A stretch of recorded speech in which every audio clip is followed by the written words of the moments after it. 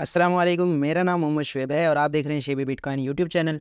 आज के दिन मेरा टॉपिक क्रिप्टो मार्केट की अपडेट देना है, बिटकॉइन और इथेरियम का एनालिसिस करना है और उसके अलावा कुछ मार्केट की रैंडम न्यूज़ और थॉट्स हैं जो मैं आपसे शेयर करना चाहता हूँ। सबसे पहले यहाँ पर बीटीसी का चार्ट मेरे पास ओपन है और कल मैंने काफ़ी तफसील से नवंबर के मंथ को डिस्कस किया और यहाँ पर अगेन हम थोड़ा सा डिस्कस करेंगे नवंबर के महीने को और इसकी परफॉर्मेंस को कि नेक्स्ट हिस्ट्री के हिसाब से इसकी परफॉर्मेंस क्या रह सकती है।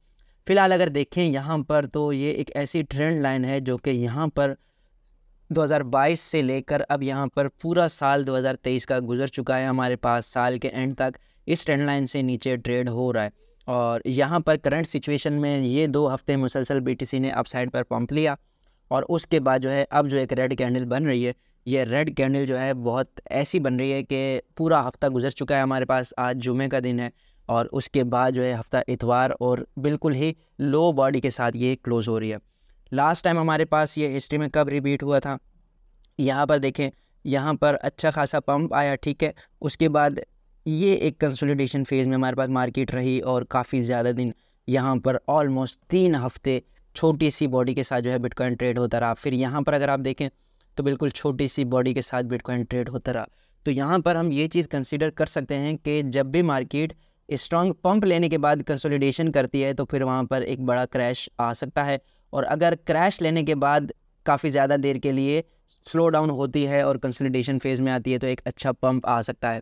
तो यहाँ पर हमने देखना है कि अगर ये अपसाइड पर ब्रेकआउट हो जाता है इस ट्रेंड लाइन का तो फिर यहाँ पर अच्छा खासा हम वॉल्यूम आता हुआ देख सकते हैं। अदरवाइज़ यहाँ पर ही मार्केट जो है कंसोलिडेशन करेगी 2 से 3 हफ्ते और फिर नवंबर के लास्ट वीक में जाकर ये जो है क्रैश हो सकता है हमारे पास और फिर जो हम एक्सपेक्ट कर रहे हैं 32,000 का 30,000 का एरिया या फिर उससे बिलो भी मार्केट जा सकती है, ठीक है। और उसके अलावा यहाँ पर मंथली रिटर्न्स के हवाले से मैं कुछ और बातें डिस्कस करना चाहता हूँ। कल भी मैंने आपसे तफसील से डिस्कस किया था इस चीज़ को।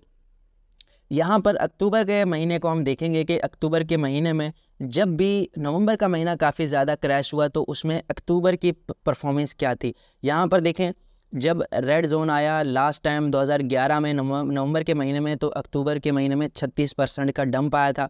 उसके बाद यहाँ पर 8% का इसने भी डंप लिया, ठीक है। और उसके बाद अक्टूबर के महीने में 9% का डंप आया तो 12% का इसने अपसाइड पर लिया और अक्टूबर के महीने में बहुत ही ज़्यादा अच्छी परफॉर्मेंस रही बीटीसी की 2013 में। तो यहाँ पर 470% का बीटीसी ने पंप लिया नवंबर के महीने में और उसके बाद जब उससे अगले साल 12% का डंप लिया अक्टूबर के महीने में बीटीसी ने तो नवंबर ने भी कुछ ख़ास परफॉर्म नहीं किया और फिर उसके बाद 2015 में 31% का अक्टूबर में पंप आया तो नवंबर ने भी अच्छा खासा परफॉर्म किया और उसके बाद 14% का पंप आया अक्टूबर के महीने में तो फिर नवंबर में भी कुछ ख़ास परफॉर्मेंस नहीं रही। यानी आप समझ रहे होंगे मैं क्या कहना चाह रहा हूँ। और उसके अलावा उससे अगले साल 2017 में 47% का पंप आया बीटीसी में तो नवंबर ने उससे भी ज़्यादा अच्छा परफॉर्म किया।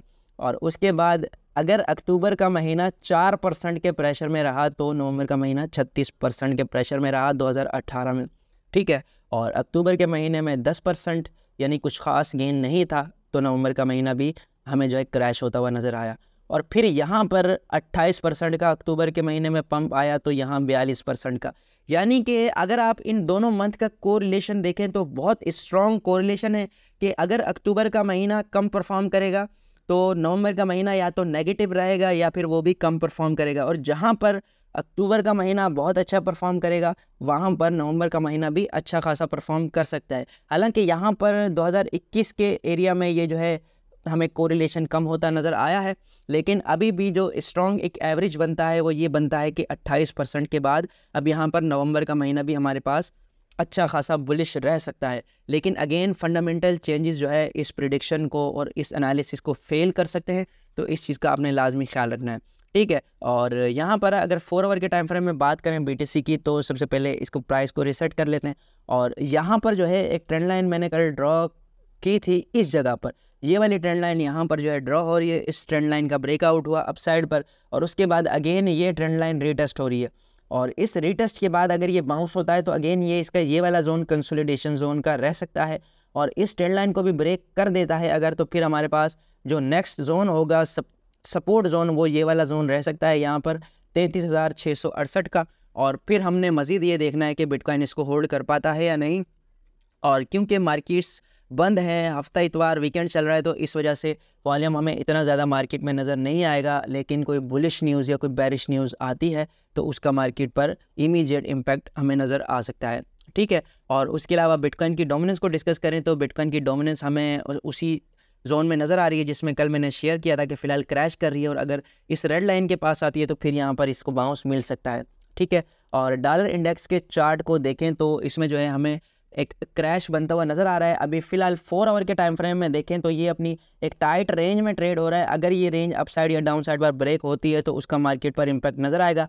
ये एक जोन है जिसमें ये जो है ट्रेड कर रहा है। अगर ये जोन हमारे पास ब्रेक होता है डाउन साइड पर तो फिर इसमें जो है हमें मार्केट्स पम्प करती हुई नज़र आएंगी। अगर इसका अपसाइड पर ब्रेकआउट हुआ तो फिर हमारे पास जो है मार्केट डंप करती हुई नज़र आ सकती हैं। और साथ ही इंटरेस्ट रेट का पॉज होना डॉलर के लिए एक बुलिश न्यूज़ है, यानी बढ़ा तो नहीं रहे लेकिन 5.5 पर स्टेबल होना भी अच्छा नहीं है मार्केट्स के लिए और डॉलर्स के लिए बुलिश न्यूज़ है। इसीलिए ये कंसोलिडेशन फेज़ में है। और नेक्स्ट जो दिसंबर में हमारे पास इंटरेस्ट रेट का डिसीजन आएगा उसमें अगर इंटरेस्ट रेट बढ़ा तो डॉलर ब्रेकआउट कर सकता है अपसाइड पर, ठीक है।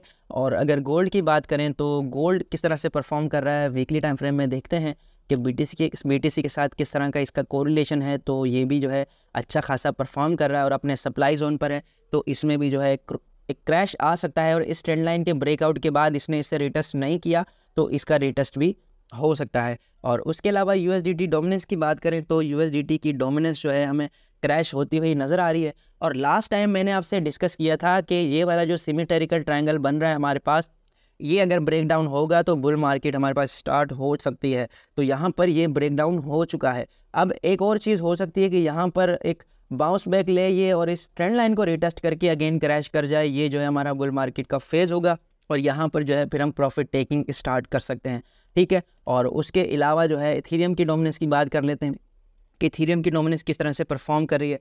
तो बीटीसी के अगेंस्ट इथेरियम की डोमिनेंस जो है वो काम करती है। तो यहाँ पर इथेरियम में कम पैसा आ रहा है, बीटीसी में ज़्यादा पैसा आ रहा है बिटकॉइन ETF की वजह से, और हॉल्विंग का इवेंट भी आने वाला है।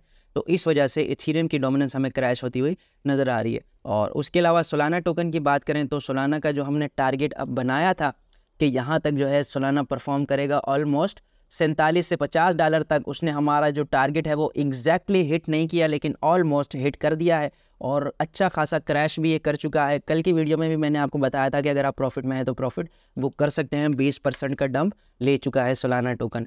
और उसके अलावा लिंक टोकन की बात करें तो लिंक टोकन भी फ़िलहाल प्रेशर में नज़र आ रहा है। इसका ये वाला जोन जो है as a strong resistance face कर रहा है और अब यहाँ पर ये वाला जोन अगेन रिटेस्ट हो सकता है $8 का, अगर मार्केट जो है 32,000 से 30,000 पर क्रैश करती है। रियम टोकन की बात करते हैं। रियम टोकन ने अच्छा खासा परफॉर्म किया है और अपने होल्डर्स को 3x का प्रॉफिट ऑलमोस्ट दे दिया है।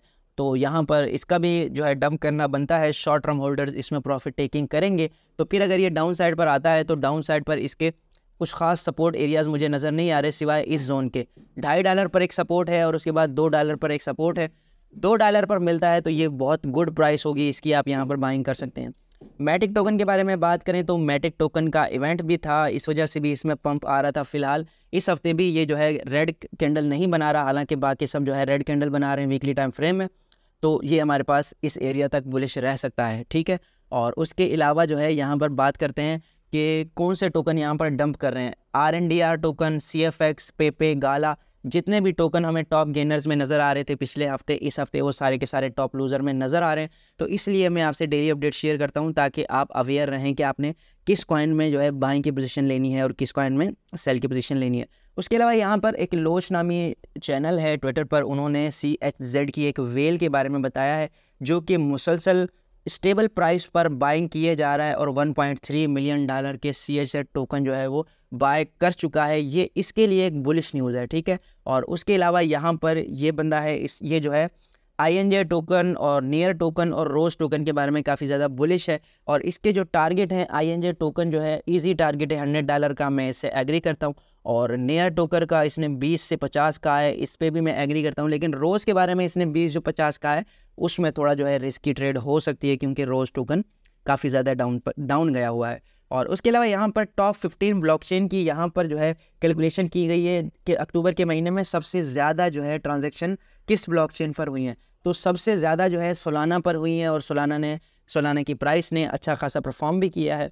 लेकिन ये जो दूसरा टोकन है, दूसरे नंबर पर ट्रोन, ये हमारी नज़रों से ओझल है, इसके बारे में कोई भी बात नहीं कर रहा। और अगेन MEXC एक्सचेंज उसका है जस्टिन सन का, और ये ट्रोन की जो ब्लॉकचेन है ये भी जस्टिन सन की है। तो उसके बारे में मार्केट में काफ़ी फंड रहता है, तो इस वजह से जो है इस टोकन को जो है हर बंदा नज़रअंदाज करता है। लेकिन लॉन्गर रन में अगर इस तरह ट्रांजैक्शन लिमिट इसकी इंक्रीज़ होती रहती है और ये अच्छा खासा परफॉर्म करता है, तो ये एक डिफ्लेशनरी टोकन है। TRX को भी आप अपनी बाइंग रेंज में रख सकते हैं, अपने पोर्टफोलियो में थोड़ा बहुत ऐड कर सकते हैं, ये आपको लॉन्गर रन में अच्छा खासा प्रॉफिट दे सकता है। और उसके अलावा यहाँ पर ये जो बाकी ब्लॉकचेन है, इन सब को आप गो थ्रू हो सकते हैं और जिन जिन के टोकन मौजूद हैं उनमें इन्वेस्टमेंट कर सकते हैं, क्योंकि किसी भी ब्लॉकचेन का जो रेवेन्यू है वो उसकी ग्रोथ को डिसाइड करता है। और यहाँ पर इतनी ज़्यादा जो कि टॉप ट्रांजेक्शन है, तो इस वजह से इन टोकन्स में अच्छा खासा आपको रेवेन्यू जनरेट होता और इनकी प्राइस अप्रिशिएट होती भी नज़र आएगी। तो ये आज की वीडियो थी। उम्मीद है कि आज की वीडियो भी आपके लिए इन्फॉर्मेटिव रही होगी। मिलते हैं अपनी नेक्स्ट वीडियो में। अल्लाह हाफिज़।